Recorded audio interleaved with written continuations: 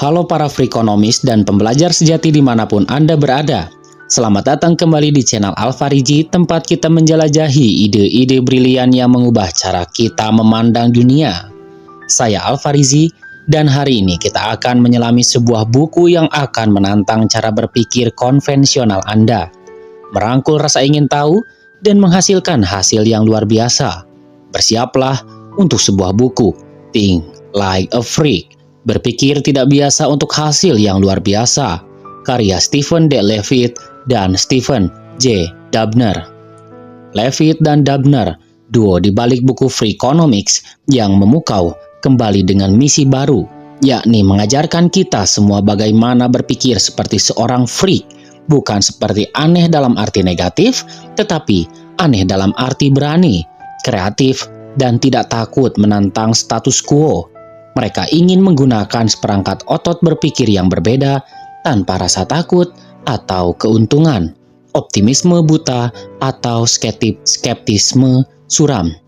Intinya, mereka ingin kita berpikir lebih produktif, kreatif, dan rasional.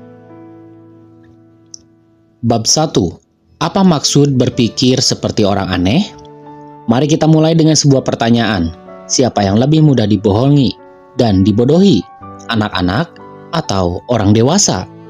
Jawaban klise mungkin anak-anak. Bukan? Tapi menurut pesulap Alex Stone, jawabannya justru orang dewasa. Mengapa? Karena orang dewasa memiliki ekspektasi dan asumsi tentang cara dunia bekerja yang membuat mereka rentan dieksploitasi. Anak-anak tidak tahu dan tidak tahu banyak untuk bisa dieksploitasi. Mereka lebih penasaran dan tidak terlalu memikirkan masalah, dan melihat trik sulap dari sudut pandang yang lebih jelas karena tinggi mereka yang lebih pendek. Inilah inti dari Think Like a Freak. Ini bukan buku tentang trik sulap, melainkan tentang perilaku yang kita butuhkan untuk mengatasi berbagai trik dan masalah yang di dunia lemparkan kepada kita. Filosofi dasarnya adalah menarik diri kita ke dalam pikiran seorang anak kecil, bebaskan diri dari ekspektasi. Bersiaplah untuk penjelasan yang sangat sederhana dan biarkan perhatian Anda berkelana. Levitt dan Dubner menekankan bahwa masalah yang mudah sudah menguap. Yang tersisa hanyalah masalah-masalah sulit yang sudah banyak orang coba pecahkan dan gagal. Mereka mengajak kita berpikir di luar kotak, seperti contoh tendangan penalti dalam sepak bola. Secara tradisional, penendang akan mengarah ke sudut gawang. Namun, data menunjukkan bahwa menendang tepat ke tengah gawang meskipun tampak konyol, sebenarnya 7% lebih mungkin berhasil. Mengapa sedikit yang melakukannya? Karena rasa takut malu. Ini menunjukkan konflik antara insentif pribadi melindungi reputasi dan insentif komunal memenangkan pertandingan.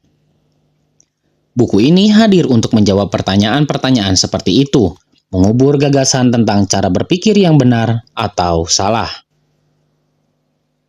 Bab 2. 3 kata yang paling sulit diucapkan. 3 kata yang paling sulit diucapkan bukanlah aku cinta padamu, melainkan saya tidak tahu. Anak-anak sering mengarang jawaban, tapi mengapa kita orang dewasa melakukannya? Ini memalukan, karena sampai kita bisa mengakui apa yang belum kita ketahui, hampir mustahil untuk belajar. Ada 2 jenis pengetahuan, fakta yang diketahui yang dapat diverifikasi secara ilmiah, dan keyakinan, hal-hal yang kita anggap benar, tapi mungkin tidak mudah diverifikasi. Perbedaan ini bisa sangat besar, seperti perbedaan kepercayaan akan setan di Malta, yakni sebesar 84,5%, dan Latvia sebesar 9,1%, atau di negara-negara mayoritas Muslim. Hanya sedikit yang percaya bahwa orang Arab melakukan serangan 9/11 atau 9/11 atau 9/11. Ini menunjukkan bagaimana pandangan politik atau agama membentuk apa yang kita tahu. Dunia juga penuh dengan pengusaha kesalahan, pemimpin politik, agama, dan bisnis yang memasok keyakinan bila hal itu akan meningkatkan keuntungan keuangan atau politik mereka.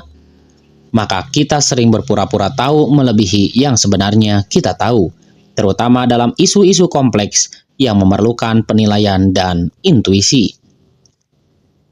Philip Tetlock, seorang profesor psikologi, meneliti ribuan prediksi dari hampir 300 pakar selama 20 tahun. Hasilnya mengejutkan. Prediksi mereka tidak jauh lebih baik daripada monyet yang bermain dart. Mereka cenderung terlalu percaya diri, meskipun prediksi mereka terbukti salah besar. Alasannya, dogmatisme, keyakinan tak tergoyahkan bahwa mereka tahu sesuatu itu benar, padahal tidak. Contoh lain adalah prediksi Paul Krugman pada tahun 1998 yang menyatakan bahwa dampak internet terhadap ekonomi tidak lebih besar daripada mesin faksimili. Padahal, satu buku ini ditulis, kapitalisasi pasar Google, Amazon, dan Facebook itu sudah lebih dari 700 miliar dolar. Ini menunjukkan bahaya dan prediksi yang kedengarannya cerdas, tapi ternyata salah. Langkah pertama untuk memecahkan masalah adalah menanggalkan kompas moral Anda. Ketika dikuasai oleh kebenaran atau kesalahan, mudah sekali kehilangan jejak masalah yang sebenarnya. Kompas moral dapat membuat Anda yakin bahwa semua jawaban sudah jelas, padahal sering kali tidak. Umpan balik adalah kunci untuk semua pembelajaran. Tanpa umpan balik, Anda tidak akan tahu mana yang berhasil dan mana yang tidak, dan akan terus membuat kesalahan yang sama. Bab 3. Apa masalah Anda? Jika Anda mengajukan pertanyaan yang salah, Anda pasti akan mendapatkan jawaban yang salah. Contohnya adalah reformasi sekolah. Banyak yang fokus pada kualitas guru, padahal bukti baru menunjukkan bahwa kemampuan guru hanya sedikit berpengaruh pada prestasi siswa dibandingkan faktor-faktor lain seperti banyak anak belajar dari orang tua dan semangat pendidikan yang ditanamkan di rumah. Kita cenderung fokus pada bagian masalah yang menarik perhatian kita, bukan akar permasalahannya. Contoh brilian lainnya adalah Takeru Kobayashi, seorang juara makan hotdog. Ketika ia pertama kali berkompetisi, rekor dunia adalah 25 1/8 hotdog dan roti dalam 12 menit. Kobayashi mendefinisikan ulang masalahnya. Alih-alih bertanya bagaimana cara saya makan lebih banyak hotdog, ia bertanya bagaimana cara saya membuat hotdog lebih mudah dimakan. Ini mendorongnya untuk bereksperimen, memotong hotdog, memisahkan roti dan mencelupkannya ke dalam air hangat, dan bahkan melakukan goyang Kobayashi untuk memberi ruang di perut. Dengan demikian, ia melipat gandakan rekor dunia menjadi 50 hotdog yang ia makan dalam 12 menit. Pelajaran penting dari Kobayashi adalah menolak penghalangan pembuatan. Dia tidak memandang 25 sebagai batas atas, melainkan hanya sebagai angka yang dapat dilampaui. Seringkali kita menghadapi penghalang yang jelas buatan, berupa ekspektasi atau perilaku yang dianggap wajar. Beranilah kamu untuk mencoba mengabaikan semua hal itu. Bab 4. Kebenaran ada di dalam akar. Mengatasi akar penyebab masalah seringkali jauh lebih efektif daripada mengobati gejalanya. Contohnya kemiskinan dan kelaparan. Jawaban dangkalnya adalah kurangnya uang dan makanan. Namun kemiskinan adalah gejala dari ketiadaan ekonomi yang layak dan lembaga politik, sosial, serta hukum yang kredibel. Memberantas korupsi misalnya jauh lebih sulit daripada sekedar mengirimkan makanan.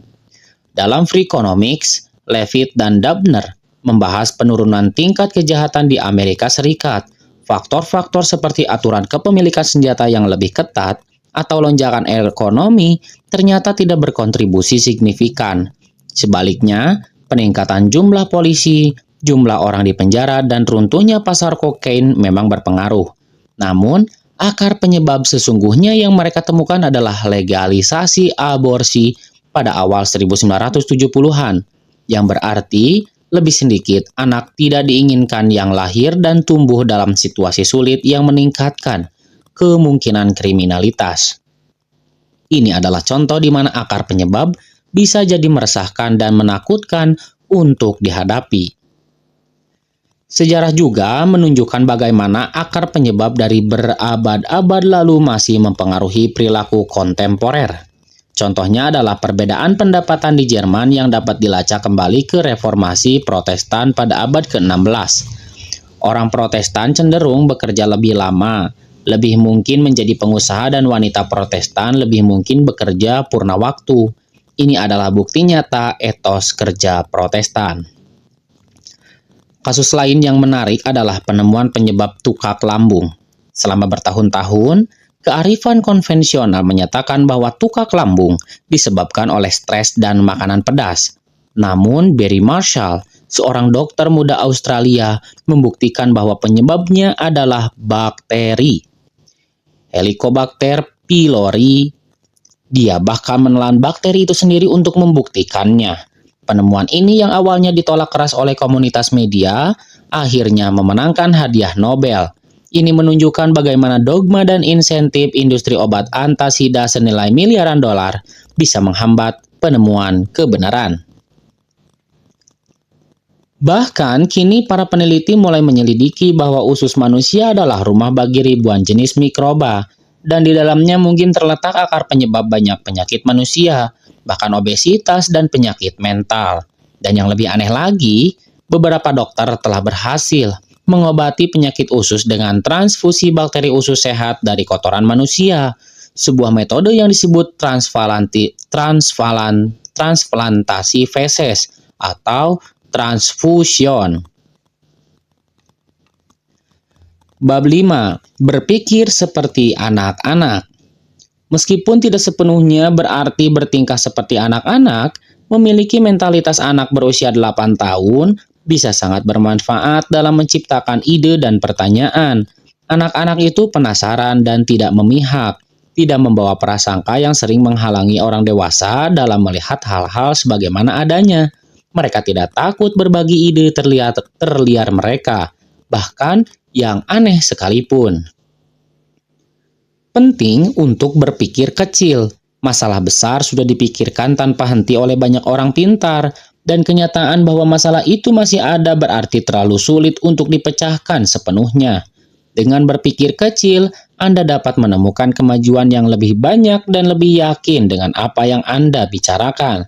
Contohnya adalah penelitian di Cina yang menemukan bahwa memberikan kacamata gratis seharga $15 kepada siswa dengan penglihatan buruk dapat meningkatkan nilai ujian mereka 25% hingga 50%.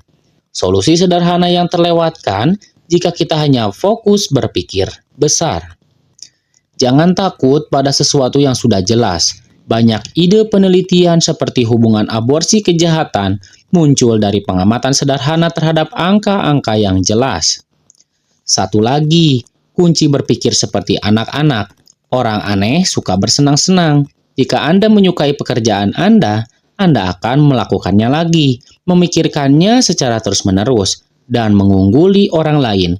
Bahkan jika mereka secara alami lebih berbakat, ini akan berlaku bahkan dalam kebijakan publik.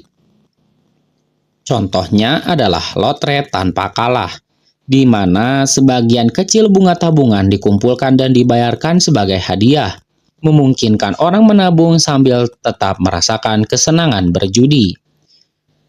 Dan yang terakhir, anak-anak lebih sulit dibodohi dengan sulap daripada orang dewasa. Mengapa demikian? Karena anak-anak tidak percaya dogma. Perhatian mereka lebih menyebar dan mereka tidak memikirkan trik secara berlebihan. Mereka benar-benar berusaha mengetahui cara kerja trik tersebut.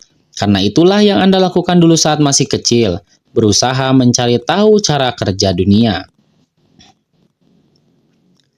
Bab 6. Seperti memberi permen kepada bayi. Mantra utama orang aneh adalah orang-orang merespon insentif. Memahami insentif semua pihak dalam suatu skenario adalah langkah fundamental dalam memecahkan masalah.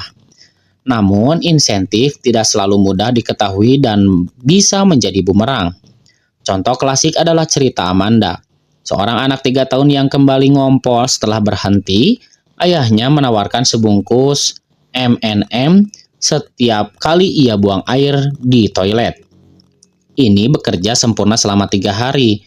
Tapi kemudian Amanda mulai buang air kecil sedikit-sedikit setiap beberapa menit untuk mendapatkan permen. Insentifnya terlalu kuat dan tanpa batasan.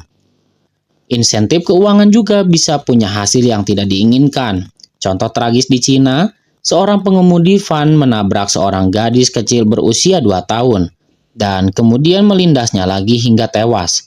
Ia menjelaskan bahwa jika gadis itu mati, ia hanya perlu membayar sekitar $3.200. Tapi jika hanya terluka, ia mungkin harus membayar ratusan ribu dolar untuk cedera jangka panjang. Insentif keuangan yang jahat bisa terlalu kuat untuk diabaikan. Menariknya, insentif non-finansial seringkali jauh lebih mudah dan lebih murah dan efektif. Robert Cialdini melakukan eksperimen tentang konsumsi listrik di California. Hasil survei telepon menunjukkan orang menghemat energi karena alasan moral dan sosial. Namun eksperimen larangan menunjukkan bahwa plakat yang menyatakan bergabunglah bersama tetangga Anda dalam menghemat energi, insentif mentalitas kelompok justru paling efektif. Jangan dengarkan apa kata orang, lihatlah apa yang mereka lakukan. Contoh lain adalah pencurian fosil kayu di Taman Nasional. Papan peringatan yang menjelaskan berapa banyak fosil yang dicuri justru meningkatkan pencurian, karena memberikan pesan bahwa banyak orang lain juga melakukannya. Insentif moral tidak selalu berfungsi sebaik yang dibayangkan.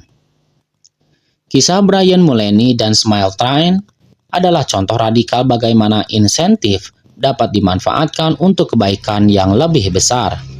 Mullaney, seorang mantan eksekutif periklanan, membantu mendirikan Smile Train untuk memberikan operasi perbaikan bibir sumbing gratis kepada anak-anak di negara miskin.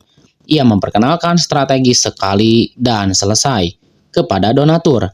Berikan sumbangan sekali ini saja dan Smile Train tidak akan meminta lagi. Strategi ini yang melawan kearifan konvensional pelanggan dana, meningkatkan jumlah donatur perdana hingga 2 kali lipat, dan ini mengubah kerangka hubungan dari keuangan agresif menjadi kolaboratif.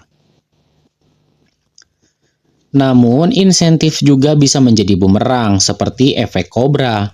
Di India, jajahan Inggris, hadiah ditawarkan untuk kulit kobra yang menyebabkan orang memelihara kobra. Ketika hadiah dibatalkan, kobra-kobra dilepaskan. Memperparah masalah, demikian pula di Mexico City. Larangan pengemudi 1 hari seminggu menyebabkan orang membeli mobil kedua, dan program PBB yang menghadiahi pabrik untuk menghancurkan gas HFC 23 justru mendorong mereka memproduksi lebih banyak gas itu. Bab 7. Apa kesamaan Raja Sulaiman dan David Lee Roth? Raja Sulaiman dan vokalis band rock Van Halen, David Lee Roth, keduanya menggunakan teori permainan untuk memecahkan sebuah masalah. Sulaiman dalam kisah 2 ibu yang memperebutkan 1 bayi, menawarkan untuk memotong bayi itu menjadi 2. Ibu sejati memohon agar bayi diserahkan kepada perempuan lain, sedangkan ibu palsu setuju. Ini mengungkapkan kebenaran karena ibu sejati akan memilih menyerahkan anaknya daripada melihatnya meninggal. David Lee Roth menggunakan trik serupa dengan permintaan M&M's coklat di kontrakturnya. Ini bukan karena tingkah laku bintang rock, melainkan cara cepat untuk memastikan promotor telah membaca dan mengikuti semua prosedur keselamatan yang rumit dalam kontrak 53 halaman mereka. Jika ada M&M's coklat, berarti promotor tidak membaca detailnya, dan ada masalah keamanan yang harus diperiksa. Prinsip ini disebut membuat kebun Anda menyiangi sendiri. Memancing pihak yang bersalah untuk mengungkapkan kesalahannya sendiri. Contoh lain adalah tawaran dari Zappos, di mana karyawan baru ditawari $2.000 untuk berhenti setelah pelatihan. Ini menyiangi karyawan yang hanya peduli pada uang, karena karyawan yang buruk akan membebani perusahaan lebih banyak dalam jangka panjang. Bahkan penipuan surel Nigeria yang terkenal itu menggunakan prinsip ini. Mengapa penipu mengakui berasal dari Nigeria jika penipuan itu begitu terkenal? Karena surel yang konyol itu berfungsi sebagai penyaring, hanya menarik orang yang sangat mudah tertipu yang kemungkinan besar akan menjadi korban. Bab 8. Cara membujuk orang yang tidak mau dibujuk. Membujuk orang yang tidak mau dibujuk itu sulit sekali. Pendapat lawan seringkali berdasarkan ideologi dan pemikiran kelompok daripada fakta dan logika. Kita cenderung buta terhadap kebutaan kita sendiri. Inilah beberapa strategi untuk membujuk. 1. Pahami bahwa ini bukan tentang Anda, tapi tentang mereka. Argumen Anda harus beresonansi bagi si penerima. 2. Jangan berpura-pura argumen Anda sempurna. Akui potensi kelemahan dan konsekuensi yang tidak diinginkan dari rencana Anda. Contohnya adalah mobil nir pengemudi. Meskipun menjanjikan jutaan nyawa terselamatkan, ada potensi kecelakaan, hilangnya pekerjaan pengemudi, dan resiko peretasan. Mengakui kelemahan ini akan membuat argumen Anda lebih kredibel. 3. Akui kekuatan argumen lawan Anda. Anda dapat belajar darinya dan menggunakannya untuk memperkuat argumen Anda sendiri. Jika Anda mengabaikan argumen lawan, mereka tidak akan mau terlibat. 4. Simpan penghinaan untuk diri sendiri. Menghina lawan hanya akan menjadikan mereka musuh, bukan sekutu. Jadi, jangan sampai kalian menghina. 5. Berceritalah. Cerita berbeda dengan anekdot, memberikan gambaran besar, meliputi perjalanan waktu, dan menjabarkan rangkaian peristiwa. Sebuah cerita yang bagus menarik perhatian dan bagus untuk pengajaran. Contohnya adalah ensiklopedia kegagalan etika dari Departemen Pertahanan Amerika Serikat yang menggunakan cerita-cerita kegagalan federal untuk mengajukan peraturan, atau kisah-kisah dalam Alkitab yang lebih kita ingat daripada 10 perintah Tuhan. Bab 9. Sisi baik dari berhenti. Kita sering diberitahu untuk jangan pernah menyerah, namun Levit dan Dabdar berpendapat bahwa ada manfaat besar dalam berhenti bila dilakukan dengan benar. Ada 3 kekuatan yang mempengaruhi kita agar tidak berhenti. Pertama, stigma kegagalan. Berhenti disamakan dengan kegagalan. 2. Keracunan biaya hangus atau sunk cost fallacy. Waktu, uang, atau keringat yang sudah dihabiskan dalam sebuah proyek membuat kita enggan berhenti, padahal itu kontraproduktif. 3. Fokus pada biaya konkret dan mengabaikan biaya kesempatan. Biaya konkret mudah dihitung, tapi biaya kesempatan, apa yang mungkin Anda lakukan dengan waktu dan uang itu jika tidak terjebak dalam sesuatu yang tidak berguna, itu kadang seringkali diabaikan. Kegagalan tidak selalu mengerikan. Ia bisa memberikan umpan balik yang berharga. Seperti kata Michael Bloomberg, dalam kedokteran atau dalam sains, jika Anda menyusuri sebuah jalan dan ternyata buntu, Anda sebenarnya sudah memberikan sebuah kontribusi, karena kita tahu kita tidak harus menyusuri jalan itu lagi. Perusahaan intellectual ventures bahkan merayakan kegagalan dengan pesta dan kue. Mereka menganut mantra gagal dengan cepat dan gagal dengan murah, untuk mengidentifikasi ide-ide yang tidak akan berhasil tanpa membuang terlalu banyak sumber daya. Contoh tragis akibat tidak berhenti adalah bencana pesawat ulang-alik Challenger. Para insinyur tahu bahwa cuaca dingin akan merusak cincin O, tetapi keputusan untuk menunda dilawan oleh NASA. Hasilnya pesawat itu meledak. Konsep premortem dapat membantu mengatasi hal ini dengan membayangkan proyek gagal dan mengidentifikasi alasan-alasannya sebelum terlambat. Carsten Worth, seorang profesor psikologi, menemukan bahwa orang-orang yang berhenti mencapai tujuan yang tidak terjangkau mendapatkan manfaat fisik dan psikologi seperti gejala depresi yang lebih sedikit. Levit dan Dabner bahkan melakukan eksperimen lemparan koin di situs web mereka, meminta orang-orang menyerahkan keputusan penting dalam hidup mereka, seperti berhenti kerja atau putus dengan pacar.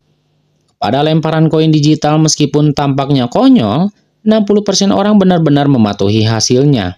Hasil sementara menunjukkan bahwa beberapa keputusan, seperti putus dengan pacar dan berhenti bekerja, memang membuat orang lebih bahagia. Jadi, inti terdalam dari berpikir seperti orang aneh adalah melepaskan kearifan konvensional, batas-batas buatan, dan ketakutan mengakui apa yang tidak kita ketahui. Bahkan Winston Churchill, meskipun terkenal dengan nasihatnya untuk tidak menyerah, adalah seorang pemberhenti besar dalam politik yang membantunya membangun keuletan untuk bertahan ketika hal itu benar-benar diperlukan. Tidak ada peluru ajaib, yang ada hanyalah dorongan untuk berpikir sedikit berbeda, sedikit lebih keras, dan sedikit lebih bebas. Sekarang giliran Anda, para freakonomis. Pergilah dan koreksi kesalahan, ringankan beban, dan mungkin jika Anda tertarik, makanlah lebih banyak hotdog. Terima kasih. Berikut merupakan buku dari Think Like a Freak, dan semoga buku ini dapat bermanfaat bagi kehidupan kita ke depannya. Terima kasih, jangan lupa untuk like, share, komen, dan subscribe channel ini. Terima kasih.